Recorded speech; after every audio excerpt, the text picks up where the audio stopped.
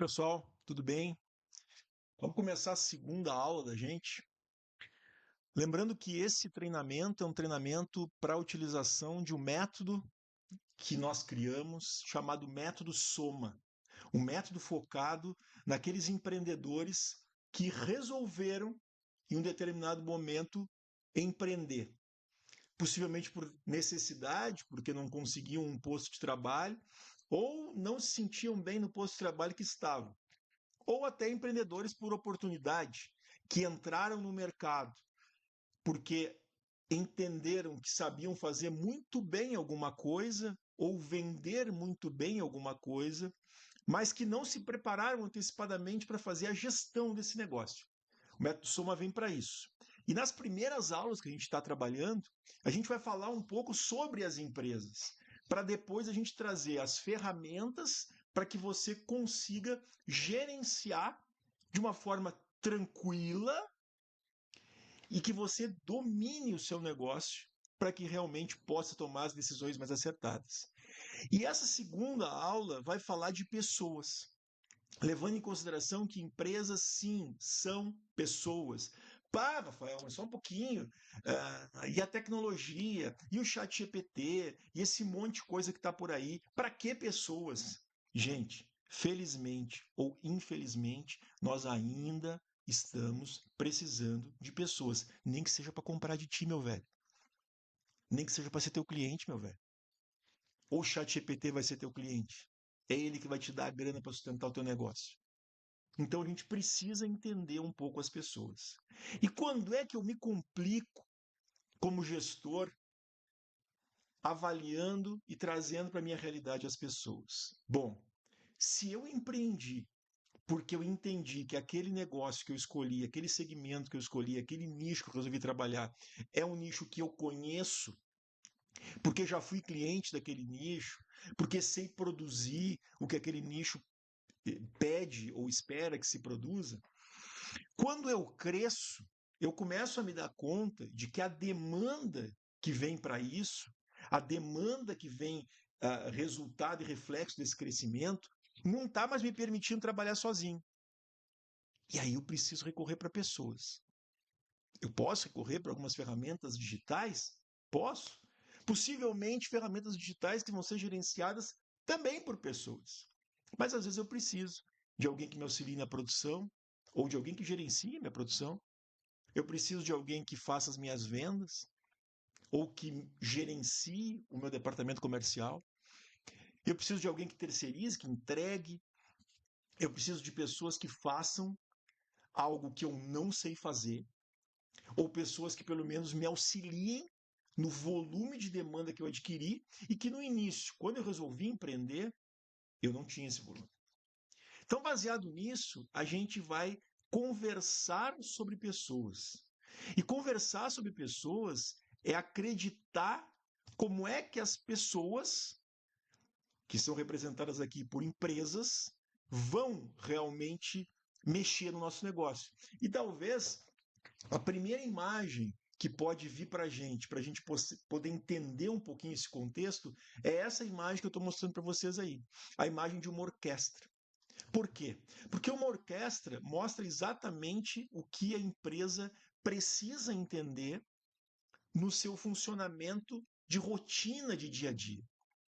Então a orquestra está ali se apresentando e o objetivo desse monte de gente que está ali é que a música saia na forma correta. Então a gente tem que entender que na plateia, as pessoas que estão ali assistindo a apresentação, muitas delas foram lá simplesmente para ouvir alguma música e outras foram para contemplar músicas que já adoram, que já escutam, que já escutaram antes com essa orquestra ou que escutaram através de um CD, de um streaming, enfim, vão lá para ver como é que é isso ao vivo, como é que aquela orquestra vai tocar aquela música, se ao vivo aquela orquestra realmente toca como ela toca lá no streaming que eu estou ouvindo. Ou seja, as pessoas estão indo assistir essa orquestra com uma expectativa que precisa, no mínimo, ser contemplada, quiçá superada. E o interessante é que as pessoas que estão ali, naquele palco, cada uma no seu papel, tem habilidades diferentes. Então eu tenho aquela pessoa que está especialista no violoncelo, eu tenho a pessoa especialista no violino, eu tenho a pessoa especialista no contrabaixo, e eu tenho na frente dessas pessoas um maestro, que é a pessoa que, resumidamente, simplificando essa história toda, dá o caminho para o alcance do objetivo. Porque o alcance do objetivo da orquestra é que a música aconteça na forma correta, como ela foi escrita, como ela foi pensada. Ou pelo menos numa versão que a melhore, que traga a identidade daquela orquestra para aquela música, sem prejudicar o contexto que fez as pessoas estarem lá para assistir essa apresentação. Então, quando tu tem a tua empresa, seguindo e tentando criar essa relação, essa analogia, o que eu estou fazendo? Quando eu trago pessoas para dentro da minha empresa, eu preciso, num primeiro momento, entender o quanto realmente eu necessito de uma pessoa. E talvez muitas empresas começam a identificar essa necessidade quando começam a deixar a desejar no seu atendimento, a deixar a desejar na qualidade entregue. Isso está errado. Eu preciso ser preventivo. Eu preciso entender que se eu realmente buscar ou me oferecer, ou futuramente me oferecer, para assumir uma demanda que hoje é maior ou representa um volume maior do que eu sempre assumi, e que eu sozinho vou ter inúmeras dificuldades de entregar para aquele volume maior dentro de uma qualidade mínima necessária e igual a que eu sempre entreguei, as pessoas vão comparar. O meu cliente antigo vai comparar, pô, esse cara me atendia com muito mais agilidade, com muito mais cortesia, com muito mais simpatia antes. Agora ele cresceu e eu nem enxergo ele mais. E talvez seja por essa simpatia, por essa cortesia, por essa agilidade que o cara compra de ti. Porque, gente, principalmente quem vende produto, tem que entender que as diferenças tangíveis dos produtos, elas são cada vez menores. A possibilidade da gente vender algo muito parecido, se não igual ao que o teu concorrente vende, é muito mais possível do que eu vender algo totalmente diferente, totalmente melhor por um preço competitivo. Então, o que vai diferenciar o teu trabalho é serviço. E serviço são pessoas. Serviço são pessoas. Então, quando eu começar a entender isso, eu vou ter que, identificar pessoas que complementem o meu serviço. Ou me ajudem a fazer o que eu faço, ou complementem o meu serviço executando algumas funções enquanto eu começo a me distanciar, como nós vimos na primeira aula, né? Começo a deixar de só fazer aquilo que me fez abrir a empresa e começo a cuidar desse negócio. Coisa que vai facilitar muito se eu for líder. Coisa que vai facilitar muito se eu for líder. Só que a liderança não é um cargo e eu nem vou te ensinar aqui nesse curso. E se disserem para ti que vão te ensinar em outro, duvida, porque liderança é característica.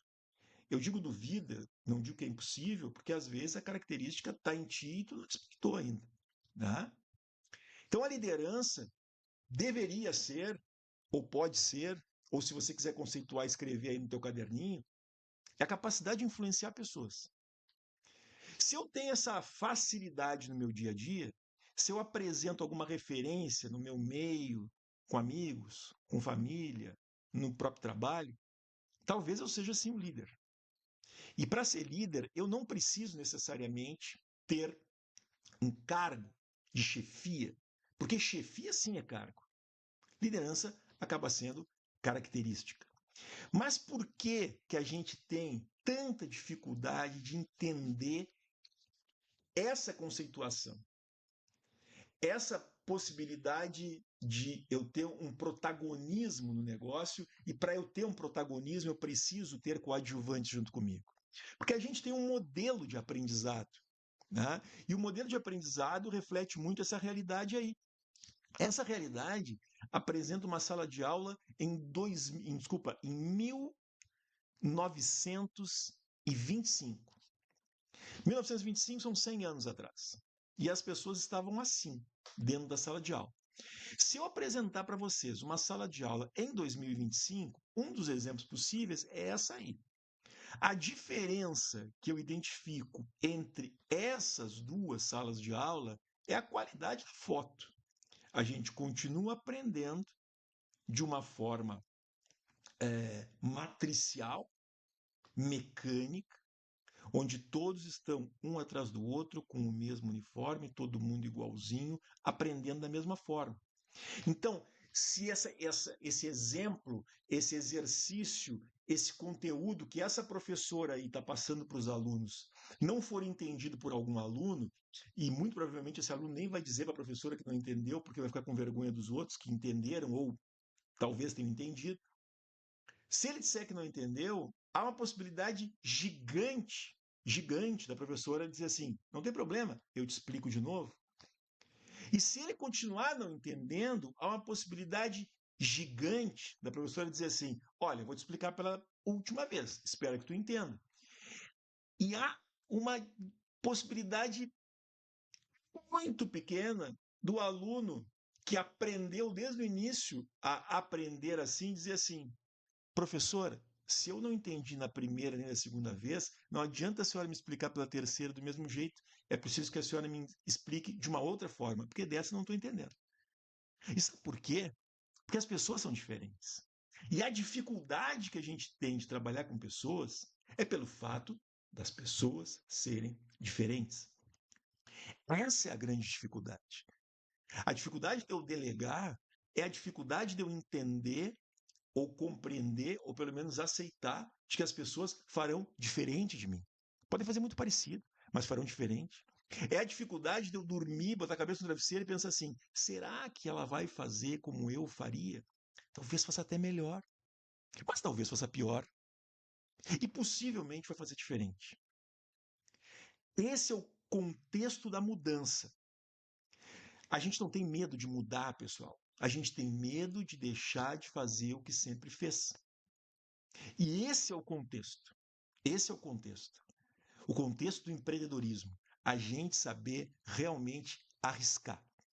E aí eu queria que vocês entendessem esse contexto nessa foto. Uma sala de aula de uma escola particular, onde os alunos estão no ensino infantil sentados ao chão.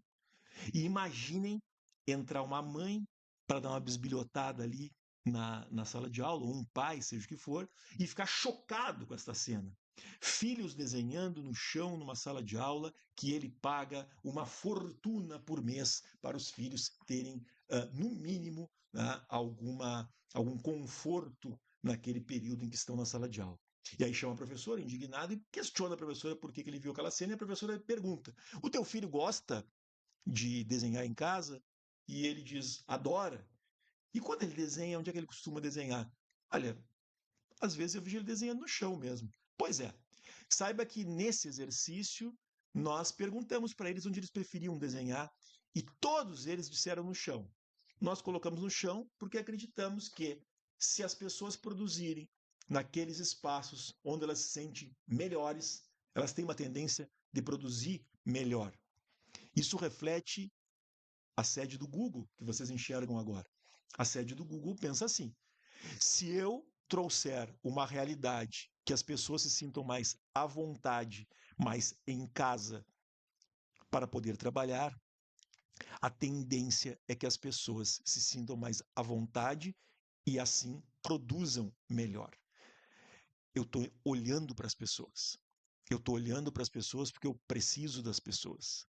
É muito mais fácil eu pensar dessa forma do que eu pensar que as pessoas precisam se adaptar à minha forma de trabalhar. Quando tu contrata alguém, tu não contratas um funcionário, tu contratas uma pessoa. E quanto mais tu estiveres próximo dessa pessoa, mais fácil fica de tu entenderes como motivar para que ela produza melhor. Eu não estou aqui usando essa aula para convencer vocês a serem amigos dos colaboradores de vocês, mas para que vocês conheçam os colaboradores de vocês. As pessoas, provavelmente, em 2025, não vão escolher simplesmente trabalhar num lugar onde elas possam ganhar mais, mas possivelmente trabalharão num lugar onde elas se sintam mais valorizadas e melhores para produzir no seu dia a dia. Espero vocês na terceira aula. Um forte abraço e obrigado pela atenção até aqui.